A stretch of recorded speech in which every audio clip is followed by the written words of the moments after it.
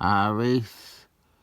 No better way to kickstart a new era of greatness, or at least a new era of lights, than with Marvel's Justice League maxi series. This is issue 1 of the 1985 12-issue story, which was a phenomenal achievement in comics history. This cover features the team, and they are flying right at me, and you know I love covers like that.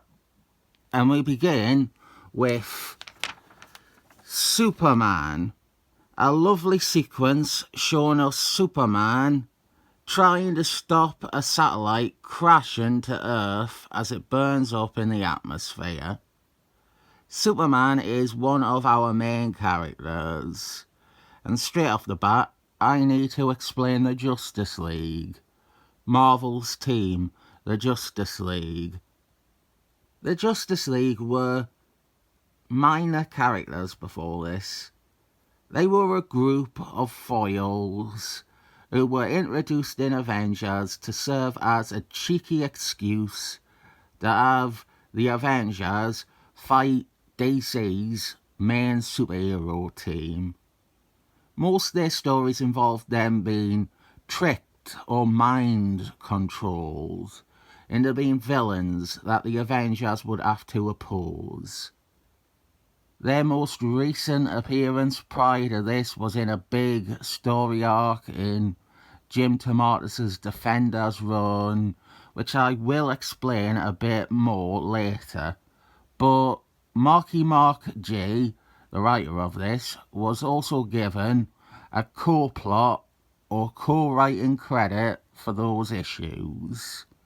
He was chiefly responsible for introducing some of the team's new characters. You see, Marky Mark G was a big DC fan. He actually always considered himself a DC fan before a Marvel fan.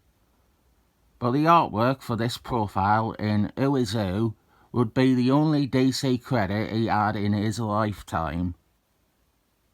So this series was a way for the Marvel editor to live out a dream of writing the DC characters, but also do things with them that no one could ever do with the actual DC characters.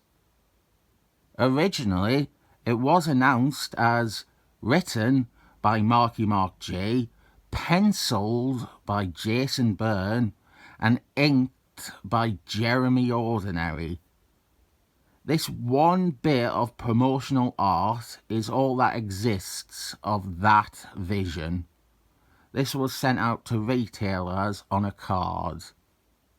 After Jason Byrne left the project, I believe there was briefly a time when Jeremy Ordinary was going to do pencils, before we landed on Bubble. Bubble, he had been around the block. Champions, Avengers, Thor. He did that issue about the god that lives inside the sun. I should review that one day, shouldn't I? His big major credit before this series would be as artist for the West Coast Avengers series, the first one, the miniseries which introduced the team. Unfortunately, Bubble will not see Justice League to completion. Much like Secret Worlds, the demands of an ambitious, high-profile maxi series with over a dozen characters featured was too much for an artist. And so we get an issue by Sal Buscema. Well, actually, is it John Buscema? I cannot remember which Buscema it was. And I would be naming the incorrect one anyway, and then insisting that they are the brother of the other one.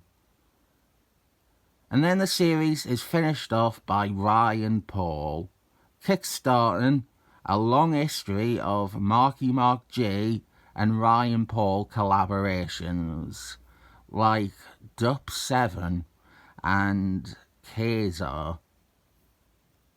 Based on Ryan Paul's ability to do all 32 issues of Dup 7, also a book with a humongous cast of characters, I wish he had been drawn this from the beginning, if just for consistency.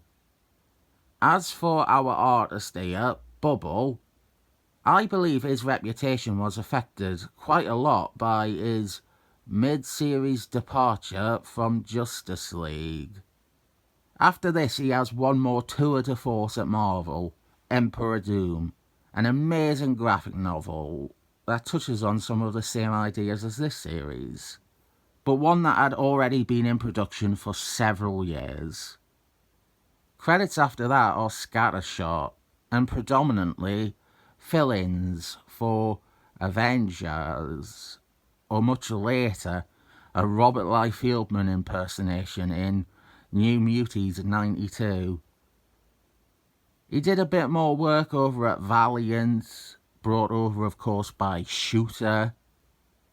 I like calling him Shooter, just Shooter. It sounds like he's a Cockney gangster. Bubble mainly works the convention and commission circuit now. This is a Conan the Barber piece he did in 2023 for someone called Sean. I'd say, for his age as well, it's actually better than his industry work from when he was young. Generally, commissions are better than industry work, simply down to the artist being fairly compensated rather than given a shit wage by Marvel or DC. But, well, I never ranked Bubble that high. I feel about him the way many feel about Al Milburn or the Perlin mob boss. He's not bad, he's just very run-of-the-mill, very middle of the road, very average. Don't think for a second I have forgotten what scene he drew. I'm never not thinking about that one. This has been one of the longest setups ever, and I've barely even gotten into any details. Here we are seeing the Justice League responding to and averting a disaster. Their satellite base wasn't being maintained very well, and its orbit was decaying, and it would eventually have fell into the gravitational pull of Earth. And things crashing and burning is something that the League are used to lately. We are introduced to Superman, Aquaman, Green Lantern, and the Flash in this opening vignette. This is followed by another sequence that brings 4 more members to the front. Wonder Woman, Zatanna, Hawkman, and Firestorm. Of these, 3 of them, Wonder Woman, Zatanna, and Firestorm, they were the ones introduced in the Defenders story and were created by Marky Mark G. Crazy to think that Wonder Woman was one of the last ones to debut. Loved that sequence with her being bopped on the head. Just wanted an excuse to show that specifically as a cutaway. Here we get to, really, the big setup for this series. The team finds some people looting a food truck. And then they learn that they are just regular people. They have been pushed to these extremes by recent circumstances on this Earth. Oh yeah, this is set on a different Earth. Earth 712. One of the earliest alternate realities in Marvel canon. I have a lot to say about this series, and maybe I should save some of it for future issues, but nah, this is going to be a long one.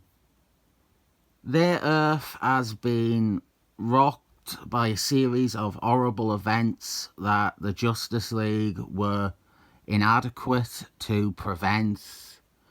So now there are food shortages, power blackouts, widespread looting and rioting.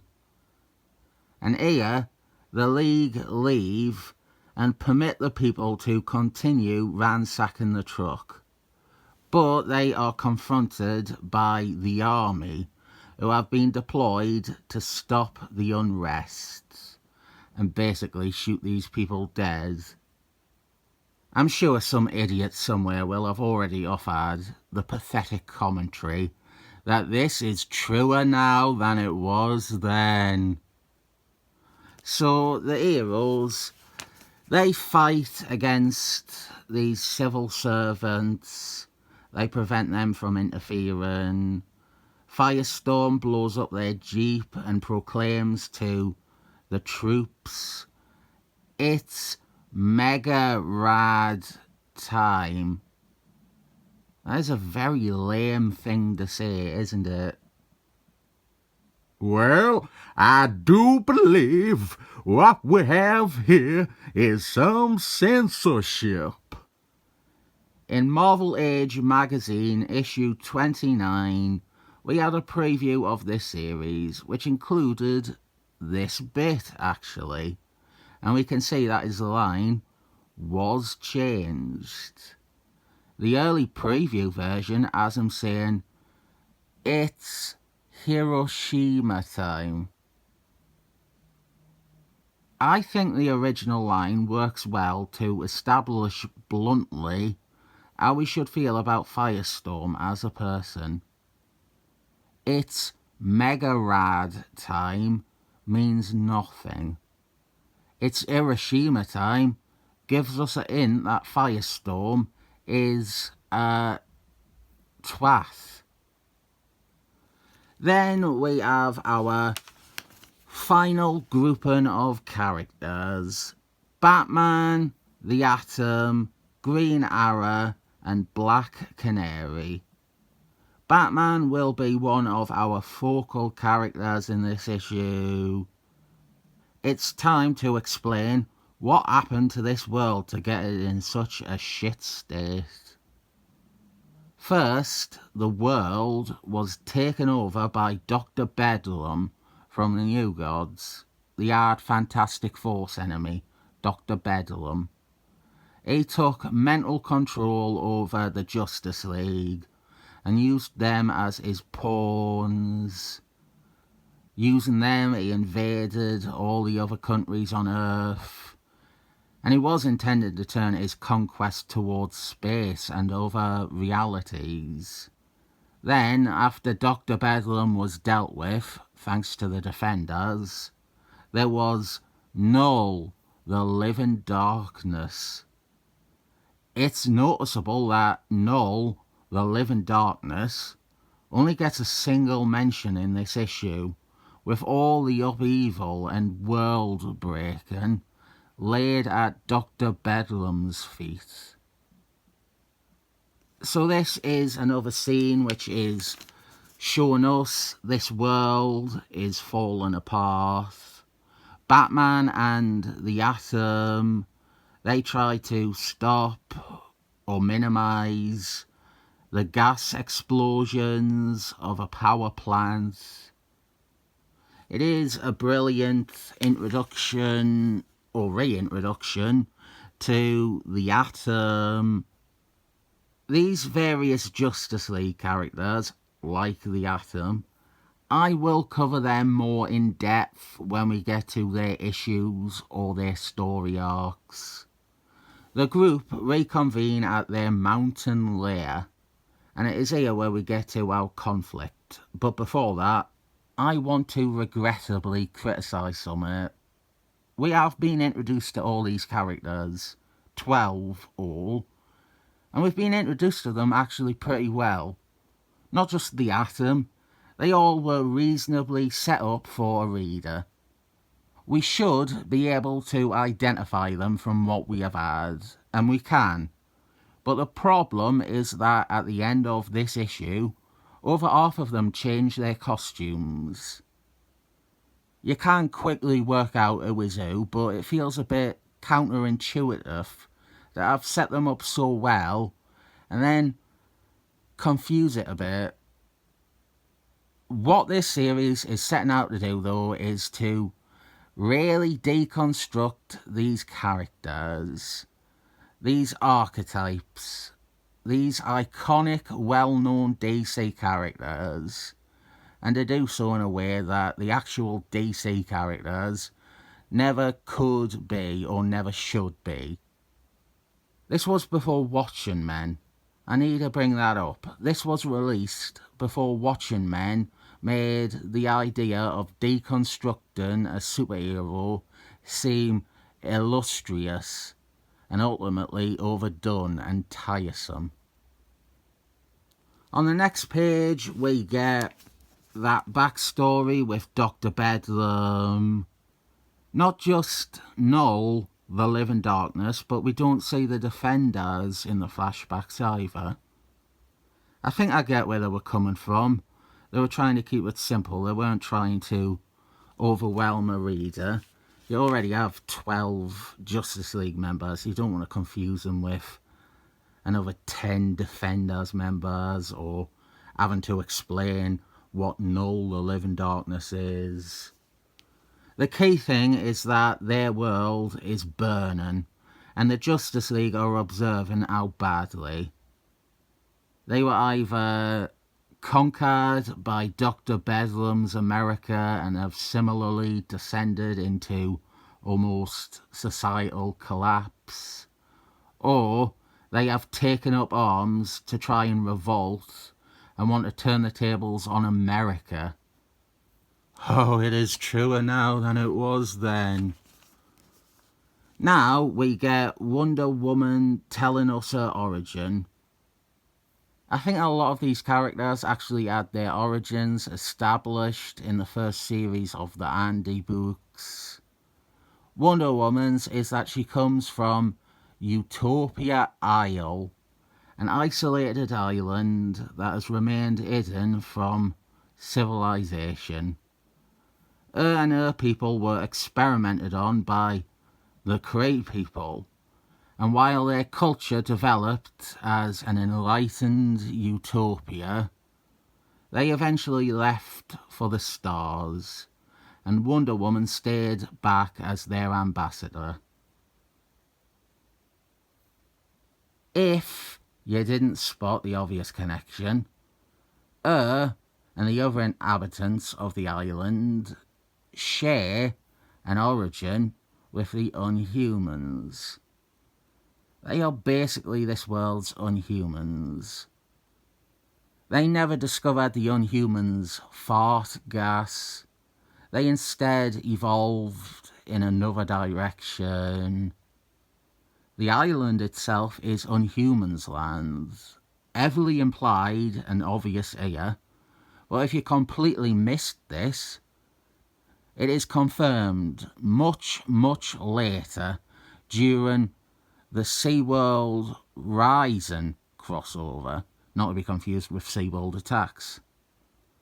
With that stuff, if Kazar's title had not been cancelled, his book would have tied into SeaWorld Rising, and we would explore Unhumans Land and Wonder Woman's connection to it.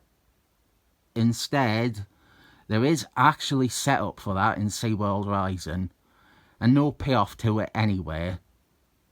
She leaves to investigate the now restored island, and that plotline is never seen or mentioned again in that or any comic. That's something to remark upon. For a bunch of non-characters, which all of this team were at the start of this, Marky Mark really piles on character, mythology, origin. He makes them into heroes and personalities that you would assume must always have had these backstories and characterizations. quick check-in with Superman's origin here. You know it. Alien baby rocketed to Earth, raised by a farm couple. There is some revision to his origin much later on. I'm sure I'll bring that up in a future issue, but after Superman's origin, we also have a quick flashback to the foundation of the Justice League. The first appearance of Martian Manhunter as well. The Justice League member, Martian Manhunter.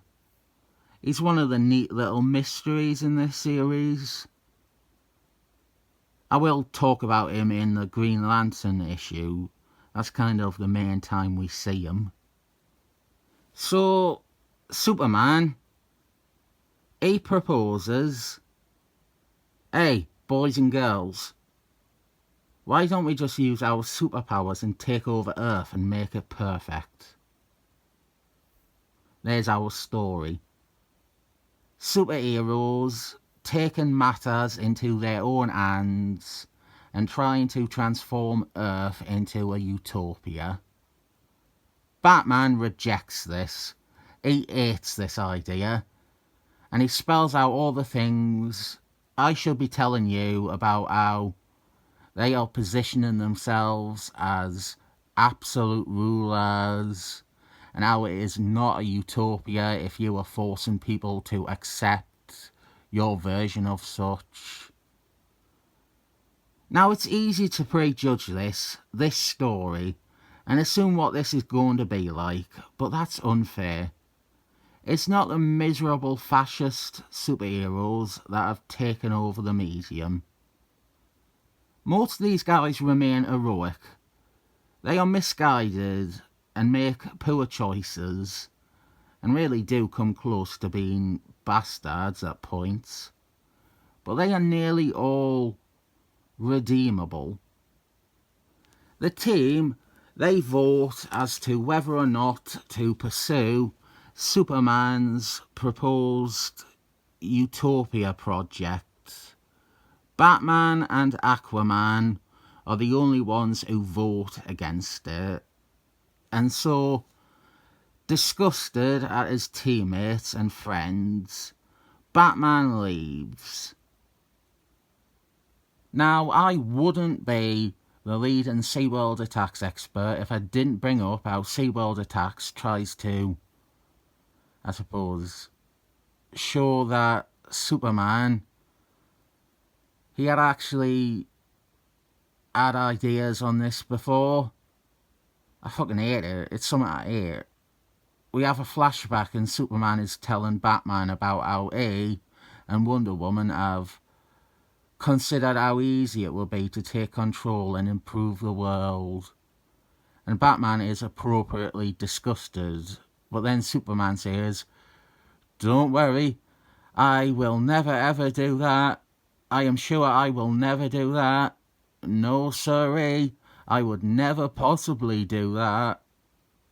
Hate it. Fucking hate it. Hate gags like that. More worthwhile, that story also explained where Wonder Woman and Zatanna were in the Bronze Age story that came out before they were actually introduced to us.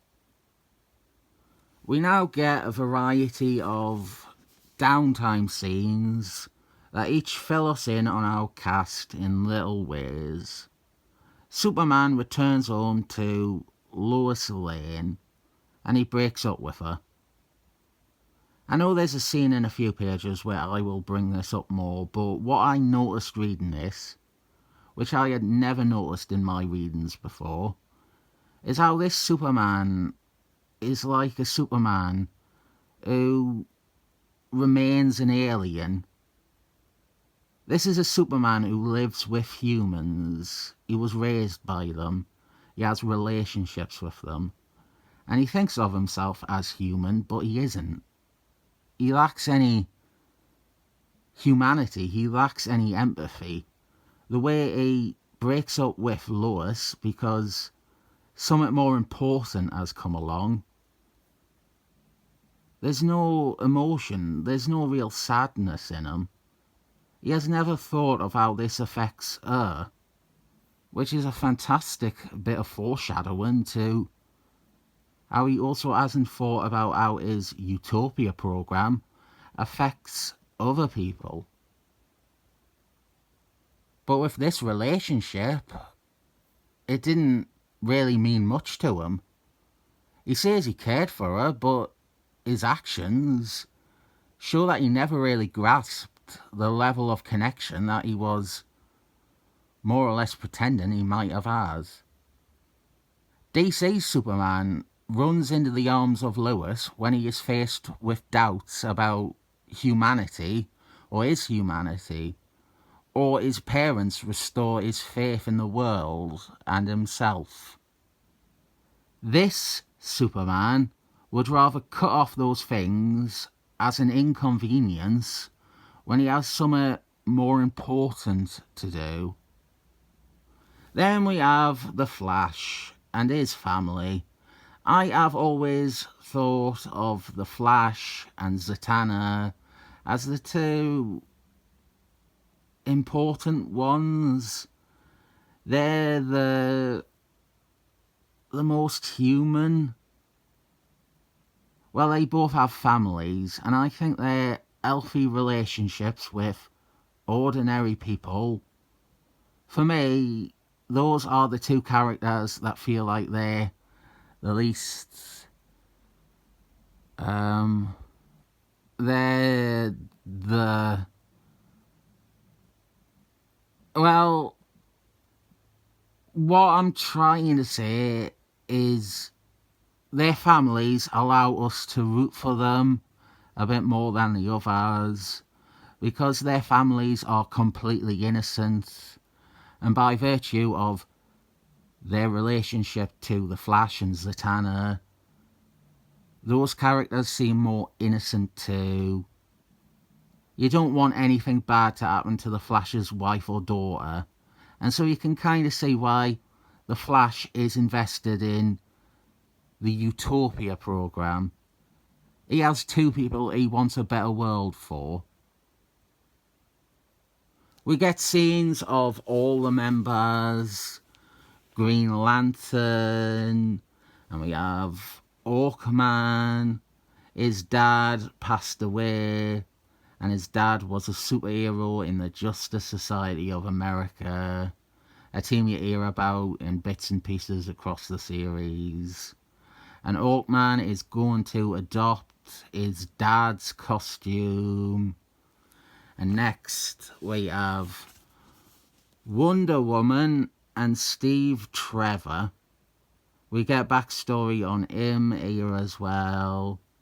But now he has aged. He aged in real time. He is an hard man now. Wonder Woman met him in the 40s, and now he is an hard man. A few years back at DC, someone retconned the character into being two gay men called Steve and Trevor. That really happened. Awful.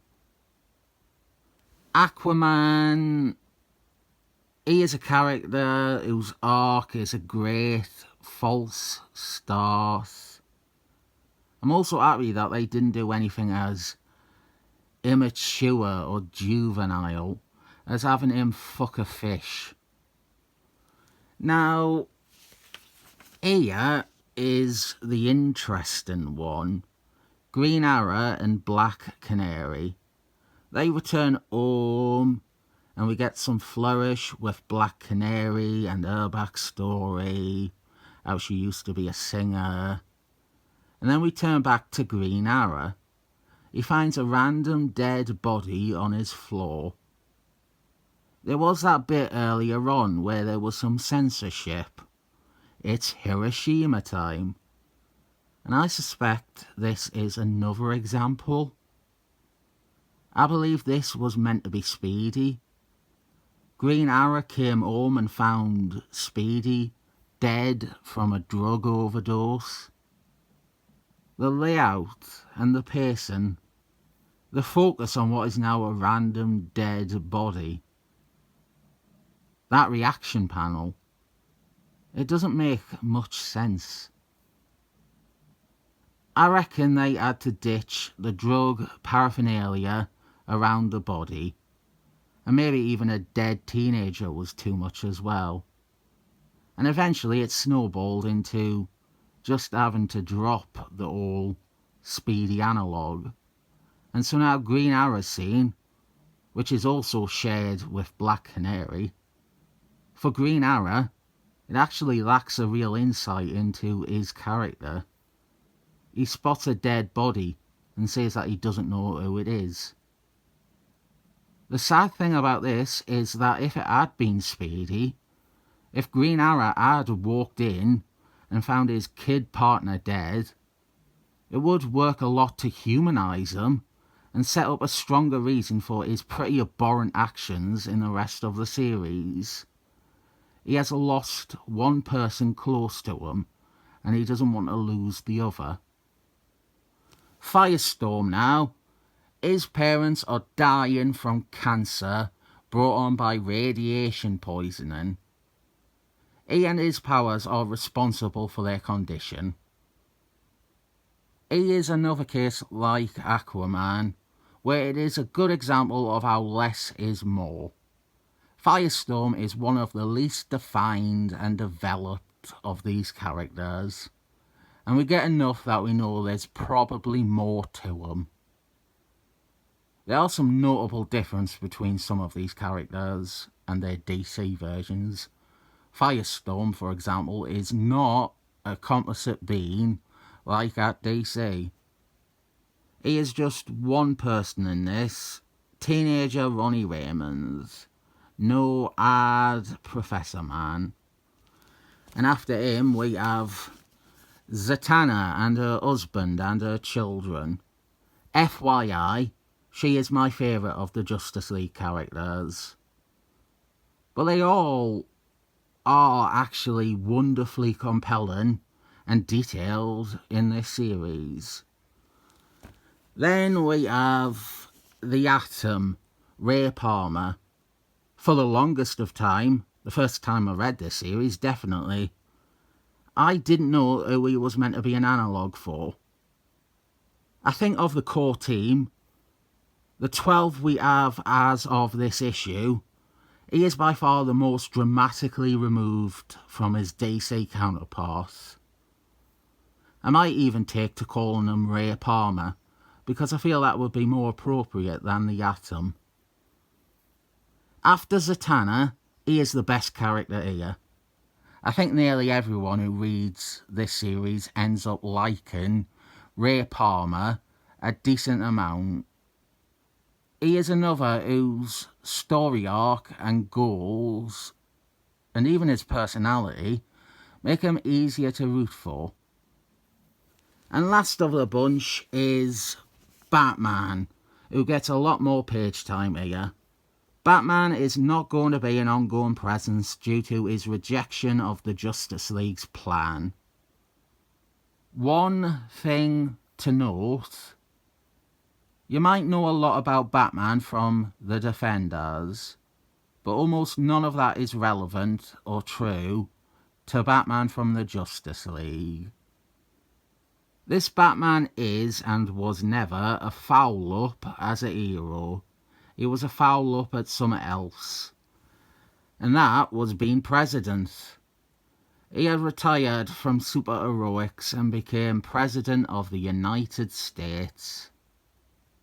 He was ironically trying to bring about the betterment of the world that the Justice League are now trying to.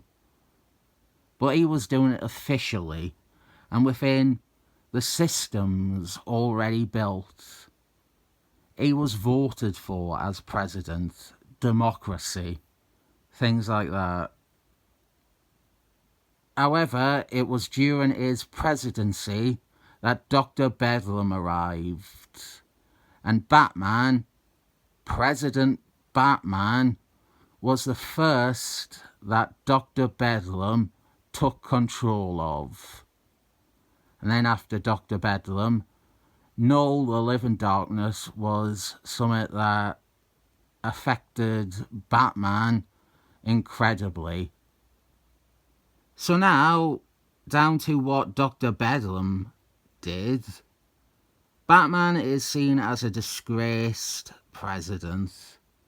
He is the face of the warmongering fascist nation that invaded other countries and made them part of America. Oh, it's truer now than it was then. Batman, he intends to resign as president, which is when Superman shows up to try and talk to him again about the Utopia project. It might sound like this would be a chance for Superman to come across as considerate, but he really is, again, the opposite. I don't know, maybe it's the case that we are so drowned in the evil dictator Superman trope that something like this, all the little things that are slightly off about this Superman stand out even more now that we've seen Homelander or Omni-Man or the Injustice shite. This, while Superman does honestly want to be friendly and compassionate towards someone who he respects and feels a kinship with, his sense of empathy is so off. It comes out like him twisting the knife that is stuck in Batman's back with regards to him being scapegoated as Dr. Bedlam's pawn. I think one issue someone might take with this scene and this series overall is that so much of these characters are obviously implied to us by our familiarity with their source material. We know Batman and we know Superman, and we know Batman and Superman are the world's finest. We know these characters are friends and that they have a long history. But my God, we have never seen an inkling of Marvel's Batman and Superman ever being cordial.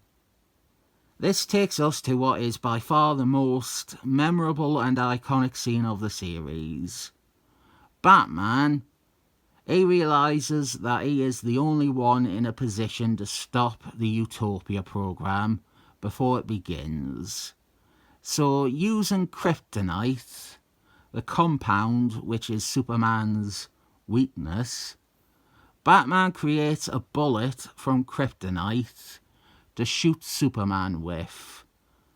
Batman wants to free the world from a tyrannical rule that he thinks is coming. Batman, though, as president, he is already seen as a traitor, and now he is about to perform an execution on his friend that will cement forever his status as a traitor.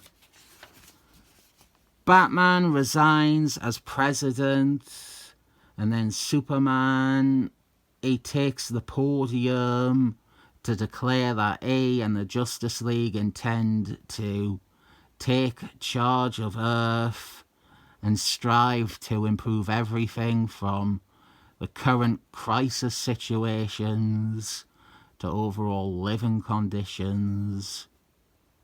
Batman stands by his side, gun drawn, ready to fire his poison bullet to save the world from a dictatorship. But a mixture of his friendship with the target and his own ego, he doesn't want to ruin his own image and go down in history as the next John Wilkes Booth. Well, due to that, Batman, he cannot bring himself to follow through, and the Justice League assume supreme authority over Earth. Here is the first printing of the omnibus, unfortunately with the Alec Rose cover. I would have preferred the bubble cover, but I couldn't get that one. This is a great omnibus, and the ideal way to read this. This collects all 12 issues, as well as Captain America 314, and then the Justice League Death of a Universe graphic novel. And that is all it collects. You can't get this anymore, and you can't get any collection of these specific contents. Anyway, I strongly recommend this miniseries and the Captain America issue that takes place in between issues 6 and 7. The graphic novel is a tremendous story in its own right, but it is also an important epilogue to this, and it works a lot to bolster the characters featured in the series. I will give this comic a supreme 7 thumbs up.